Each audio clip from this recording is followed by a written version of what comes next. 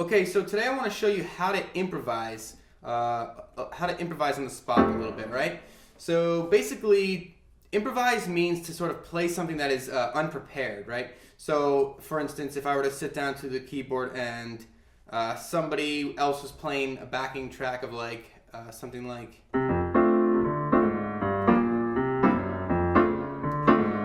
this, and they asked me to improvise something on the top.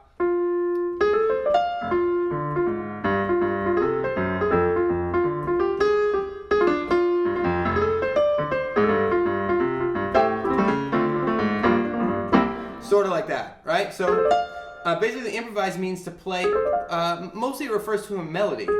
So with a melody you don't want to be playing a ton of chords, right? You want to just be playing sort of single notes that are usually close to each other and usually ascend or descend for the most part, all right? All those are ascending.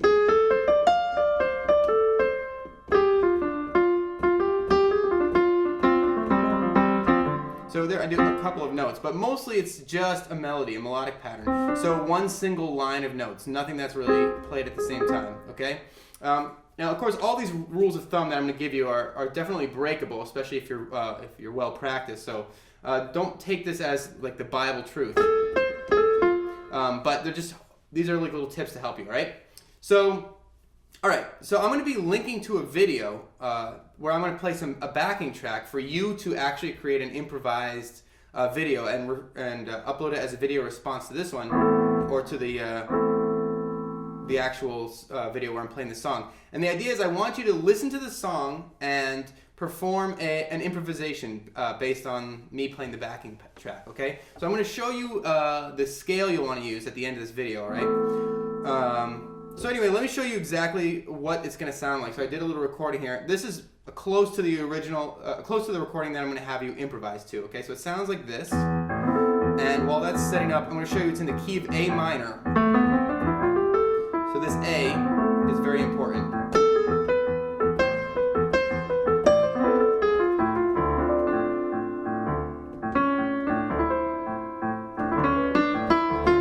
So right now I'm just showing you a little sample improvisation.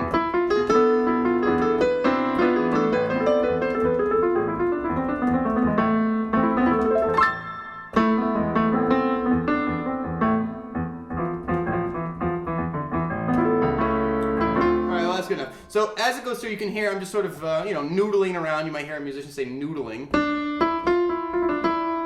All right, and so some of the things you want to be thinking of when you're improvising your own thing. I heard this quote when I was younger. I read this quote somewhere. I don't remember who said it or exactly what the quote was, but the crux of it was this: improvised music should sound like it's composed. So it should sound very intentional, and composed music should strive to sound as if it's improvised, like an impromptu sort of a thing. Okay? So when you're improvising, it's hard to pretend to sort of imply order, but that's like the goal, because you want people to make it sound almost like you're like you've thought of it before, okay? So that's one tip, all right? Another tip is to be aware of the tonic. So you might have heard me say when I started this music that this song's in the key of A minor. So if you start with A here and you play all the white notes up to the next A, that's A minor. That's an A minor scale. And so songs are in keys. They're like, you'll hear a musician say, what key is that song in? Well, this little song that I'm going to have you improvise to is in the key of A. And oftentimes you can tell, it's a really quick rule of thumb that works most of the time, is if my left hand is playing like A's in this case, the first thing my left hand plays, or the first substantial thing my left hand plays, I might do a little lead in. And then I get into this. These A's that I'm hitting, even if I hit this up here, don't worry about that, but the A's that I'm hitting, that's a good indication that the song is in that key, all right? So it's in A, and it sounds a little scary, a little sad, or a little sneaky, so we know it's not A major. A major sounds very happy. Here's A major. So A minor, okay? All right, so by being aware of what key you're in, you're also aware of the tonic. So the A is like the most important note.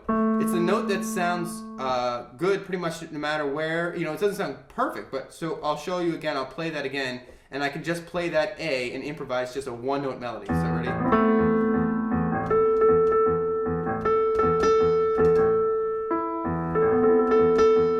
So it sounds a little weird, but it's a little bit stale.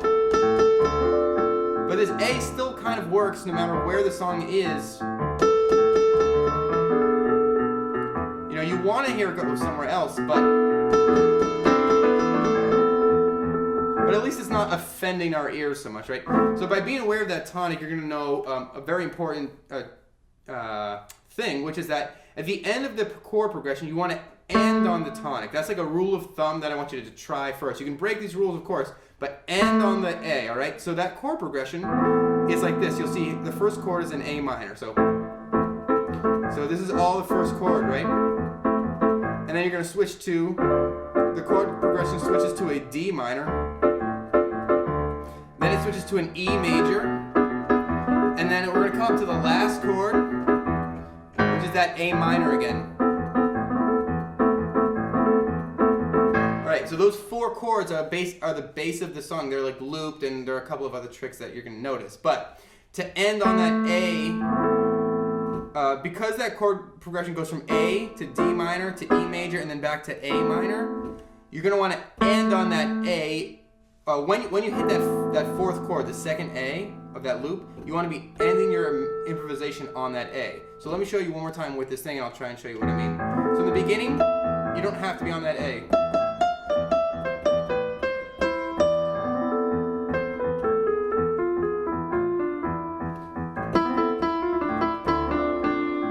So here we're on the D, but that's fine.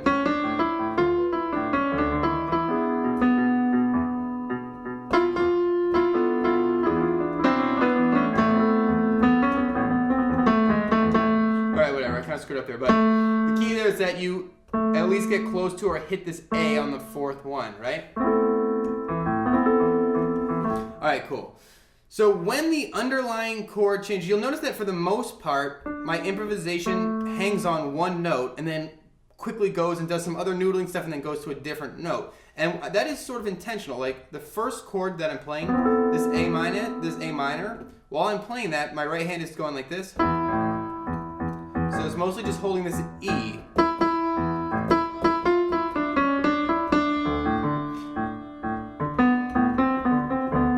And then it switches mostly to D. So for the most part, the majority of your improvisation, you might consider holding one note for the majority of it.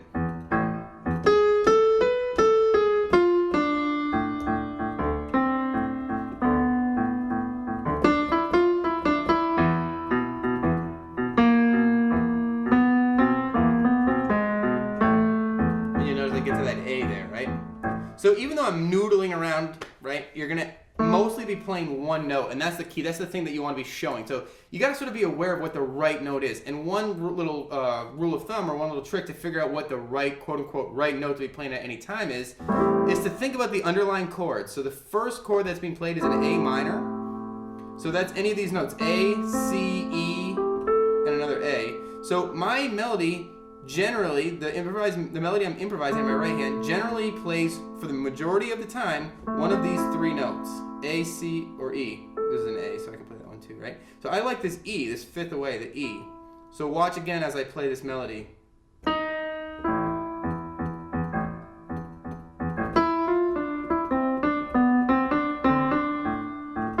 Okay, so the next important note that you need to be aware of in your right hand is whenever the chord changes. So at first the chord is an A minor, right? And then it switches to a D minor 7, but who cares? D minor. So that means I want my melody, my improvised melody, at that point in time to play one of these three notes, which is a D, an F, or an A.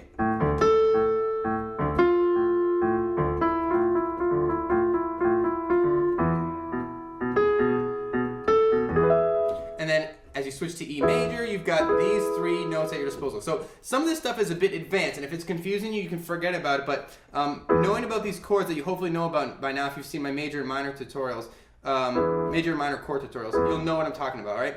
So be aware of the important notes that happen every time a chord changes. Here's the rundown again. Every time a chord changes, you're going to want to be playing one of the notes, for the most part, that is in that chord.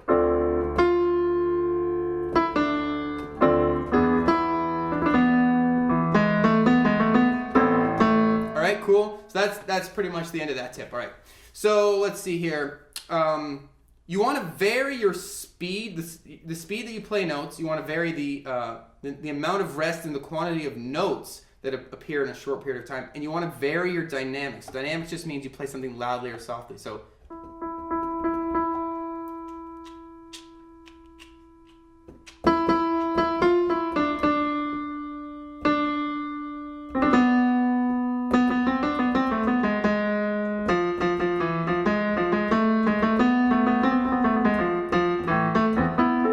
okay, so you see what I'm doing there is like sometimes I'm only playing one note and sometimes it's very quiet.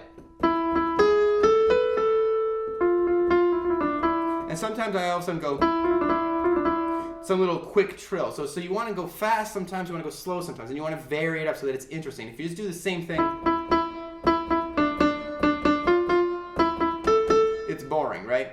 So you need to vary, right? So you want to strive to have the right balance of predictable and unpredictable as well, right? So not only are you varying all these things so that there's like a nice variety of stuff and it doesn't feel stale, you want to have the right balance of stuff that's predictable and stuff that's unpredictable. So try and think about having patterns that repeat.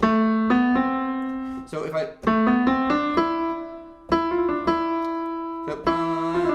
so this little trill that I'm doing, starting on E and then going up and then back down to E and then down and then up, do-do-do-do-do. That little move, I can use that move again later and that will help to intone predictability.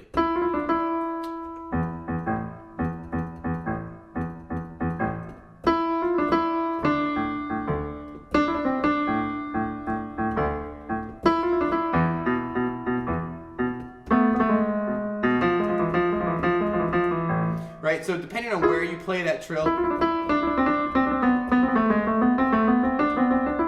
try to think about like adding math over this keyboard, like little patterns, right? So if I start here, so play G sharp, A, B, C, and then go back to A and do that again up to here.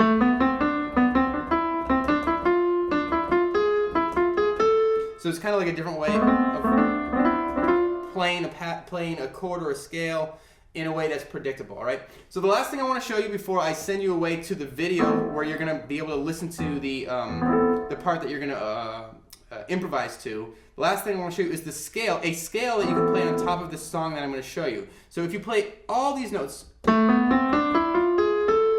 basically you're playing an A minor scale kind of, right? You know, all the white notes starting from A, except instead of playing this G, you're playing a G sharp. All right, and this is going to give you a very mysterious sound, almost Arabian.